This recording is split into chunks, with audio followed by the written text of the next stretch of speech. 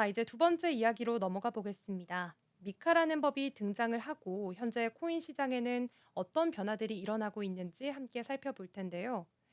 미카는 Markets in Crypto Asset의 약자입니다. 유럽연합에서 만든 세계 최초의 가상자산 전용 법안인데 단순한 가이드라인이나 권고 수준이 아니라 27개 회원국 전체에 의무적으로 적용되는 진짜 법입니다. 가상자산이라는 게 뭔지부터 시작을 해서 이걸 어떻게 나누고 어떻게 관리를 할 건지, 그리고 코인이 거래소에 올라가려면 어떤 절차를 거쳐야 하는지까지 굉장히 구체적으로 정해놨습니다. 초안은 2020년에 처음 나왔고 2023년 4월에 유럽 의회에서 최종 통과됐습니다. 그리고 2024년 6월에는 스테이블 코인 관련 조항이 먼저 시행됐고 그 다음 12월부터는 전체 조항이 본격적으로 적용되기 시작했는데요. 현재는 미카가 시행된 지 벌써 5개월째 접어들었습니다. 이제는 유럽 시장의 실제 변화들이 하나둘 눈에 보이고 있는 시점입니다. 그렇다면 이 미카라는 법은 도대체 왜 만들어진 걸까요? 한마디로 말하면 시장에 대한 신뢰가 너무 떨어졌기 때문입니다. 이런 일들이 유럽뿐만 아니라 전 세계에서 반복이 되다 보니까 EU가 결국 결단을 내린 건데요. 이렇게는 시장을 키울 수가 없다. 아예 법으로 기본 틀부터 다시 만들자. 이렇게 미카는 코인을 세 가지로 나눠서 관리를 하기로 했습니다. 먼저 자산 준거 토큰입니다. 금이나 유가, 달러 같은 실물 자산에 연동된 코인들을 말하고요. 두 번째로 전자화폐 토큰은 하나의 법정화폐에 1대1로 딱 고정돼 있는 스테이블 코인을 말합니다. 마지막으로 그 외에 나머지 대부분의 코인들은 유틸리티 토큰으로 분류를 하는데 이렇게 기준을 정해두고 코인을 새로 발행하거나 거래소에 상장을 하려면 공식 양식에 맞춰서 백서를 작성하고 정부의 승인을 받아야 합니다. 그 백서도 누구나 열람할 수 있도록 공시를 해야 하고요. 이렇게 시장에 제대로 된 기준을 세웠습니다. 지금 유럽에서는 미카 규제가 본격적으로 시행되면서 시장 분위기가 크게 두 갈래로 나뉘고 있습니다. 먼저 대형 거래소들이나 핀테크 기업들은 오히려 유럽 시장에 더 적극적으로 들어가고 있는 상황인데요. 반면에 스타트업이나 중소규모의 코인 프로젝트들은 상황이 좀 다릅니다.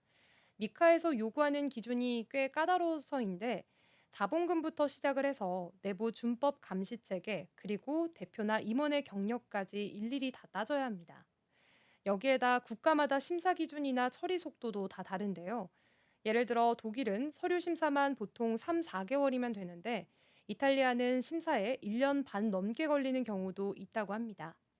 그래서 현재를 기준으로 보면 미카 라이선스를 실제로 획득한 업체는 EU 전체에서 50여 곳 정도에 불과합니다. 27개국 전체로 봤을 때는 정말 적은 숫자죠. 이 미카 규제가 얼마나 강력한지를 보여주는 대표적인 사례가 바로 USDT, 테더인데요. 시가총액 기준으로는 전 세계에서 가장 많이 쓰이는 스테이블 코인이 바로 테더입니다. 이 테더가 미카에서 요구하는 자산 보유 조건이나 상환 보장 요건을 충족하지 못해서 결국 라이선스 신청을 포기했습니다. 그 결과 지금 유럽에 있는 거래소들에서는 USDT가 하나둘씩 상장 폐지되고 있고요. 대신 미카 요건을 충족한 USDC, 그러니까 서클이 발행한 스테이블 코인만 남아있는 상황입니다. 이걸 두고 업계에서도 말이 많습니다. 아니, 세계 1위 스테이블 코인을 규제로 밀어내는 게 정말 맞는 거냐 하는 식의 논쟁도 계속되고 있고요. 일부에서는 미카가 진짜 자산의 건전성보다는 구조 요건만 너무 따지는 것 같다라는 비판도 나오고 있는 상황입니다. 그런데도 유럽 시장에 진출하려는 기업들은 계속해서 늘고 있습니다. 그 이유는 아주 간단한데요. 이제는 규칙이 명확해졌기 때문입니다. 지금은 가상자산 사업자들도 암호자산 서비스 제공자라는 이름으로 정식 분류가 되고요.